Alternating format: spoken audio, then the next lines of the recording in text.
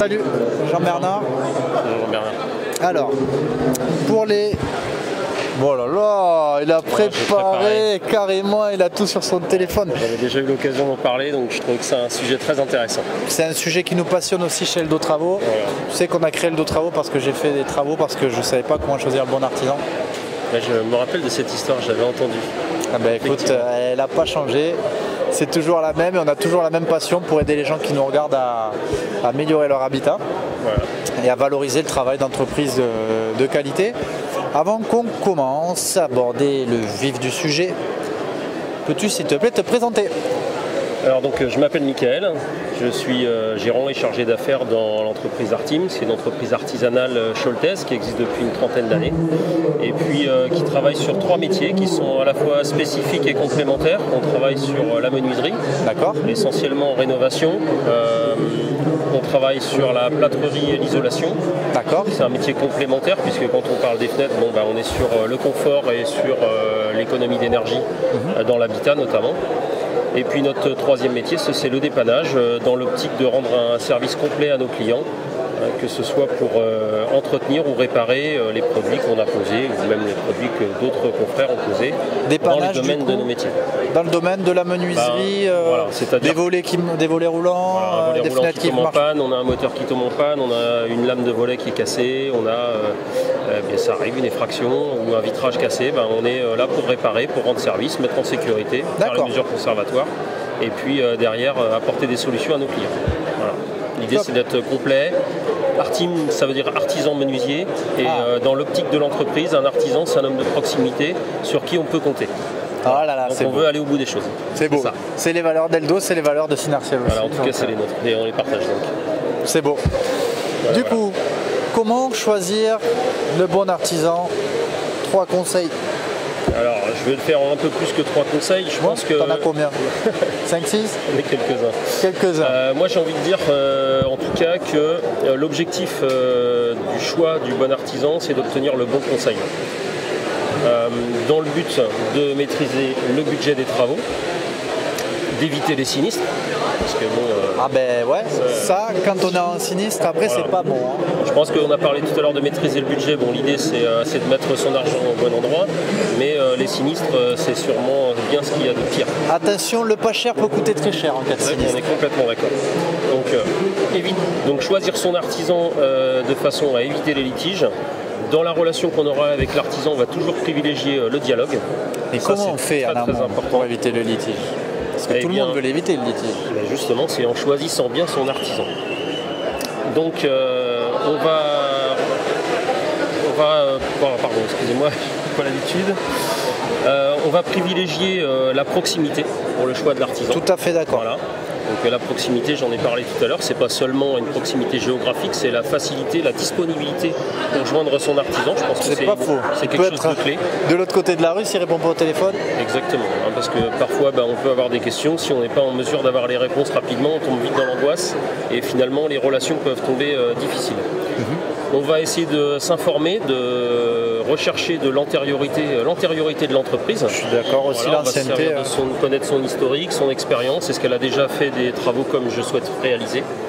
D'ailleurs, je crois que c'est en lien avec Eldo Travaux. Du coup, là, on est vraiment dans le sujet. L'idée, c'est effectivement de le formaliser, tout ça. Voilà, et puis surtout, il faut apprendre à faire confiance aussi à son réseau personnel, ses voisins. Tout à fait d'accord. Des commerçants du quartier, éventuellement, qui ont déjà fait réaliser des travaux. Et donc, on peut se servir de leur expérience pour savoir si les personnes à qui on compte confier nos travaux sont des gens fiables. Je rajouterai une autre type de recommandation, c'est la recommandation d'autres professionnels avec qui vous, professionnels, avez l'habitude de travailler parce que vous êtes les premiers à voir la qualité de leur travail.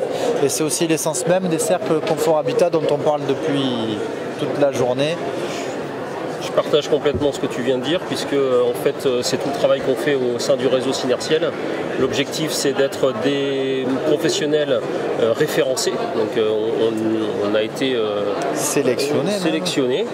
Et puis ensuite on va justement échanger les travaux, on va dire nos clients, on va se passer les conseils de façon à ce que nos clients ils puissent faire confiance à des gens qui se connaissent et forcément ça va aller dans le sens de la réussite de leurs travaux.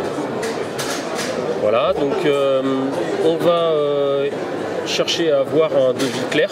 Il faut qu'il soit très compréhensible. Alors c'est quoi un devis clair? Parce qu'un devis clair, ça, on peut dire c'est un devis où il y a tout détaillé.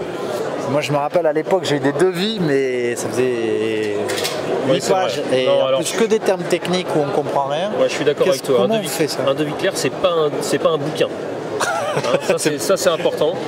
Un devis clair, c'est un devis qui va déjà nous être expliqué par l'artisan et qu'on va être en mesure de comprendre. Évidemment, il y a des quantitatifs pour qu'on puisse comprendre les mètres carrés de son plafond, ou le nombre de fenêtres, même si ça paraît une évidence. Je pense que c'est important de le préciser. Les devis des fenêtres, il faut qu'elles soient toutes détaillées. Voilà, exactement. Il va falloir que les matériaux utilisés, les teintes, les typologies de vitrage, si on parle de fenêtres, soient bien précisées. Et surtout que notre artisan soit en mesure de nous les expliquer. Je pense que si l'artisan est en mesure d'expliquer et que c'est compris, déjà on est sur une bonne relation. D'accord. Donc la qualité du devis, ça reflète souvent la qualité de l'artisan. Oui, je pense. En tout cas, c'est au moment où il y a l'explication du devis, on peut avoir cette espèce de feeling dont on a besoin pour rentrer dans une relation de confiance qui va nous permettre de faire des travaux dans de bonnes conditions. Et puis de toujours rester dans cette situation de dialogue. Ok. Voilà. Et puis évidemment, les montants de travaux, il faut qu'ils soient bien indiqués, il faut que ce soit clair.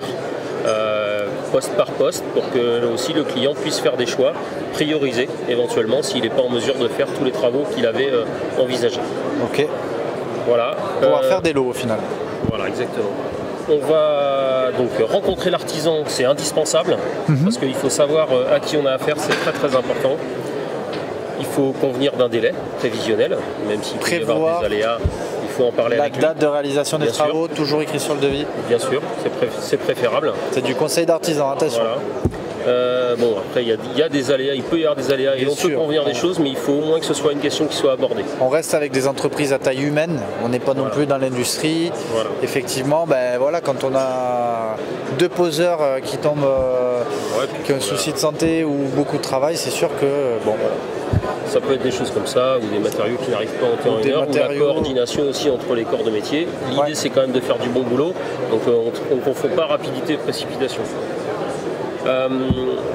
Donc voilà, on va vérifier les qualifications professionnelles de l'artisan. Donc l'appartenance par exemple à un réseau, même si ce n'est pas une qualification, on peut quand même s'en servir pour étayer notre choix.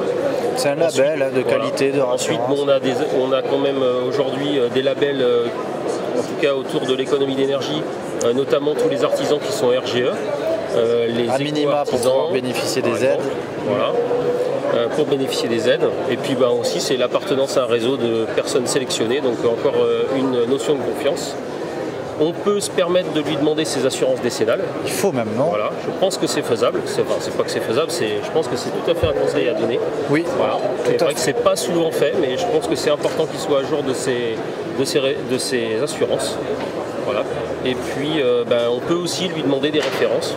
Évidemment, on a parlé tout à l'heure de faire confiance à ses voisins, à ses connaissances, à son réseau, mais on peut aussi lui demander à lui quelles sont ses références, ce qu'il souhaite nous présenter. Puis dans certains cas de figure, on peut même aller l'artisan peut aller jusqu'à amener son client chez un autre de ses clients chez qui il a fait un travail similaire. Et là, c'est vraiment très intéressant. On peut se projeter. Voilà. On sait à quoi on va avoir affaire, ça c'est super. Voilà, je pense que ça fait déjà beaucoup de conseils. Écoute, nous on n'est jamais avare de conseils, on fait le tour de France pour avoir le maximum de conseils pour l'amélioration de l'habitat. Donc si tu en as d'autres, Michael, on est tout oui. Je pense que le plus important, c'est à partir du moment où on a le feeling avec la personne avec qui on va travailler, il faut rester sur cette notion de confiance.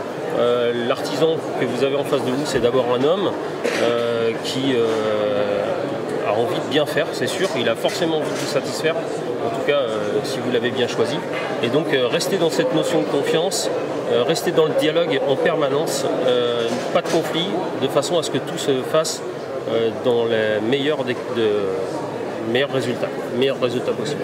Privilégier le dialogue et parler, dire ce qu'on a dans lui, c'est super important. Oui. Voilà.